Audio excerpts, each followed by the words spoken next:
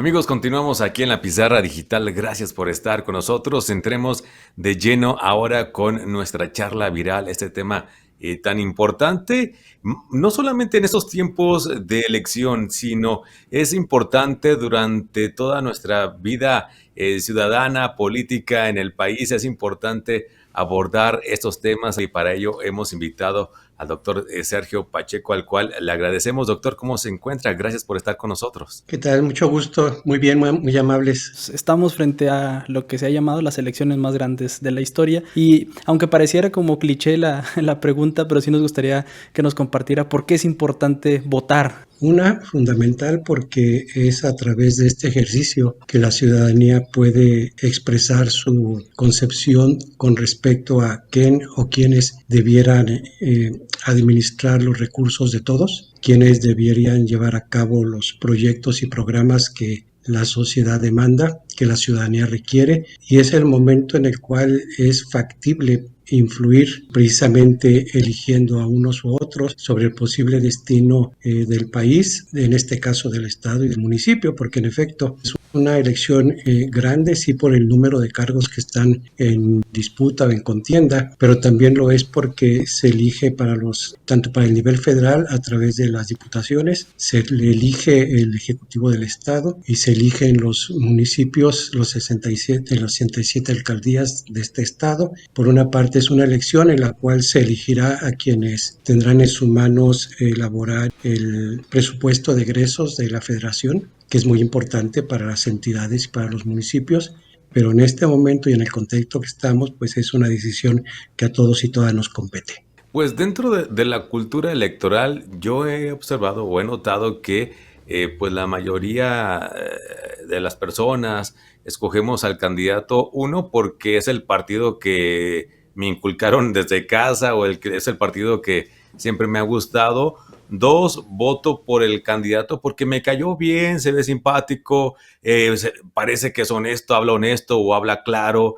La pregunta es, ¿habrá algún tipo de criterio de alguna manera profesional, de alguna manera mucho más objetiva, que nos ayuden a seleccionar pues un buen candidato, o esto de plano es ya de cada uno? Bueno, aquí juegan varias variables. Por ejemplo, hemos podido observar cómo candidatos y candidatas pretenden a través de la emotividad poder atraer el interés de la ciudadanía. Esto es válido, de hecho es una estrategia que está muy clara, se le ha denominado política de proximidad, de qué manera candidatos y candidatas se muestran más cercanos a la ciudadanía, pero la verdad es que también en el marco normativo de nuestro país está muy claro que votar es un derecho y es una obligación. Y usualmente nosotros nos centramos en el derecho y muchas veces pensamos que al no ejercer el derecho, al abstenernos de votar, pues no pasa nada, no tenemos ningún problema, puesto que no tenemos ninguna sanción de orden legal que esto implique. La verdad es que para votar, volviendo a tu pregunta, pues es importante informarnos. Porque sí, en efecto, como bien señalas, puede ser que sea un partido que por tradición familiar ha estado presente y por el cual puedo votar, porque sí, en efecto, algún candidato o candidata hizo clic con mi forma de pensar o simplemente es una figura atractiva. Recordemos que ya en el pasado ha habido elecciones inclusive de presidentes donde se entendió que parte de los elementos que habían jugado era precisamente el carisma o la particularidad que podría tener el candidato o la candidata. Eso es relevante, pero es muy importante informarnos, porque los perfiles ideológicos se han borrado. ¿Sí? Encontramos candidatos de un partido que después pasan a otro partido, después se van a otro, después se intercambian candidatos o candidatas entre las diferentes posturas partidistas, entran candidatos ciudadanos que después se convierten en candidatos de partidos. Entonces, para la ciudadanía es una especie de jeroglífico político si lo pensáramos en términos de propuesta, ¿no? De idea. Para el votante tradicional hay dos caminos: o votar por aquella opción con la que usualmente hemos estado identificados, o reaccionar a eso que se podía considerar una falta de congruencia por parte de quienes dirigen los partidos y entonces buscar otra opción, o en última instancia no votar. Entonces, en este momento es relevante que nos informemos. ¿Quién es el candidato? ¿De dónde proviene el candidato? Y además, ¿qué es lo que está proponiendo? es realizable, es congruente, no está planteando cosas que sabemos que no son parte de sus atribuciones por el cargo que va a ocupar. Entonces, esa es una parte de la responsabilidad o de la obligación del ciudadano cuando quiere votar de manera informada y sustentada, ¿no? Ya en el ejercicio del voto, vamos a hablar de ese día en la elección, sobre estas prácticas, sobre el voto cruzado o el voto nulo, ¿qué opinión tienes sobre el criterio que se establecen desde los ciudadanos para ese día?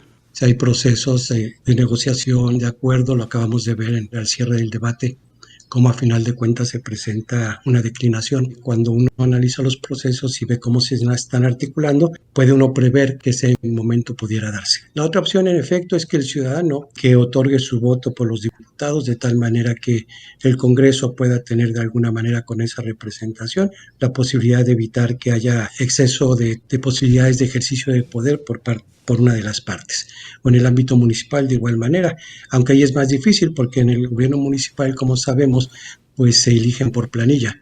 Entonces, quien resulta vencedor en la elección pues, tiene asegurada una regiduría, tenga cierta preponderancia. Pero sí, en efecto, lo que se busca en este sentido es ver la manera de acotar el ejercicio de poder de manera tal que se establezcan procesos de negociación y no quede toda la balanza cargada de un lado.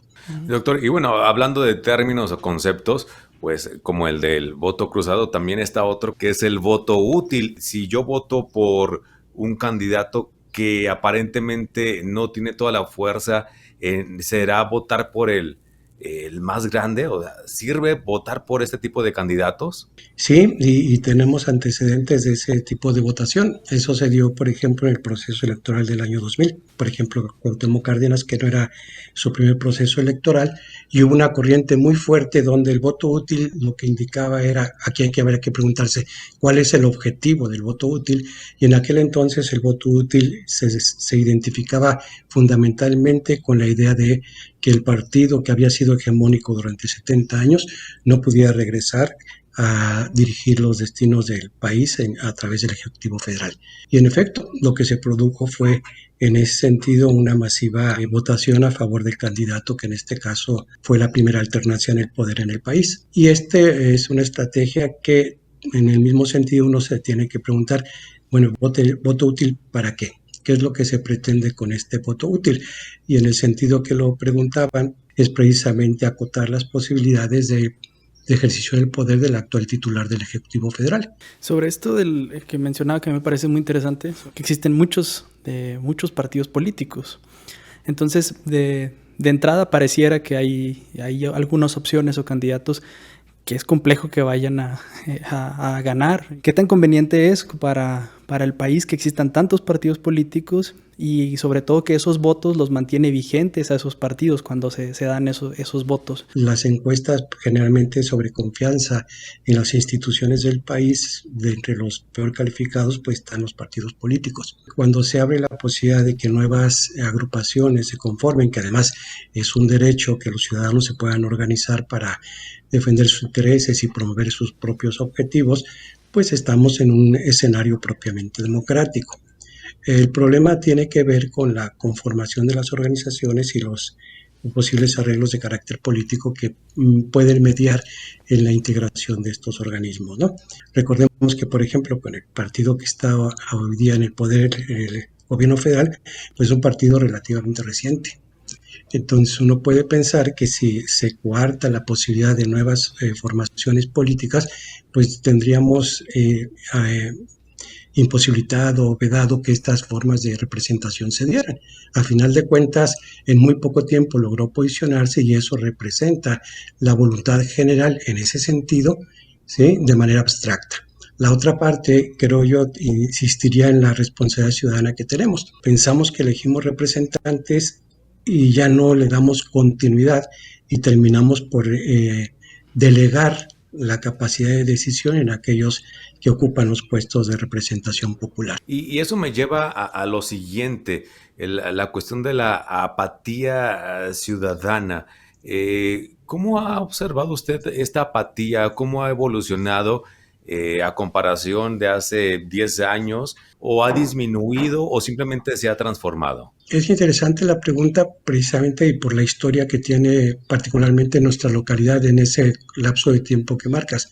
Después de los años 80, donde hubo una alta participación ciudadana en los procesos electorales, hasta el año aproximadamente 1993, después vino una declinación de la participación electoral de la ciudadanía. Y esta tuvo su punto máximo en el año 2007, donde solamente acudieron a las urnas 28 de cada 100 ciudadanos y ciudadanas. Ese corte, esa caída, esa tendencia en la disminución de la participación ciudadana tiene que ver, sí, en parte con el desinterés que pudo haber mostrado la ciudadanía en su momento, pero que es un desinterés que no es espontáneo ni gratuito. Recordemos que hubo momentos muy álgidos en los propios años 80, donde una de las cuestiones que más se reclamaba era la falta de respeto a la decisión ciudadana en los procesos electorales y las sospechas o acusaciones de que se producían fraudes electorales. Si a eso le agregamos que los efectos concretos de las administraciones no son de beneficio de la ciudadanía y se observan arreglos entre diferentes grupos políticos, pues la ciudadanía termina por alejarse porque encuentra que las respuestas a sus necesidades no están en los órganos de representación y en los gobiernos. Y entonces busca otras estrategias a través de las cuales atender esas necesidades, ya sea a través de las organizaciones de la sociedad civil, la vida comunitaria, las redes familiares, porque sabe que no hay otros sectores a los cuales acudir. Y lo que hemos visto en los últimos procesos electorales 2016-2018 es que la participación ciudadana ya ha llegado alrededor del 50-52%. Ha habido procesos electorales muy competidos, lo cual nos dice que la ciudadanía no es que esté realmente carente de interés, sino que ha sido desilusionada por la manera en que se ha venido comportando los sectores políticos. Pues es una elección atípica, ¿no? Sobre todo por el tema de la pandemia. Muchos de las propuestas se han tenido que mudar a plataformas digitales. La importancia que ya tenían las redes sociales, pues creo que ahora cobra todavía un valor más relevante en esta elección. ¿Cuál es su perspectiva rumbo al 6 de junio, pues en este contexto, ¿no? Que tiene que ver con este cambio, esta situación que ha transformado toda nuestra realidad y que no, pues la política no es una excepción? Aquí la cuestión es muy interesante en la medida en que hay mayor accesibilidad de información que no necesariamente encontrabas en otros medios, aparte de su rapidez, de la inmediatez de la información, de que te puedes comunicar prácticamente con cualquier entorno, puedes estar siguiendo cuál es el proceso político que está viviendo a nivel nacional o en tu propia localidad. Tanto así que los propios candidatos y candidatas hacen un uso intensivo de estas herramientas. Aquí una cuestión que uno tiene que prever, y voy a parecer disco rayado, pero es muy importante, es cómo nos informamos. La capacidad de poder discernir entre informaciones, datos que son apegados a la realidad, que tienen sustento, y aquello que se ha denominado fake news, ¿no? Que en los procesos electorales suele utilizarse fundamentalmente para descalificar a los o a las oponentes.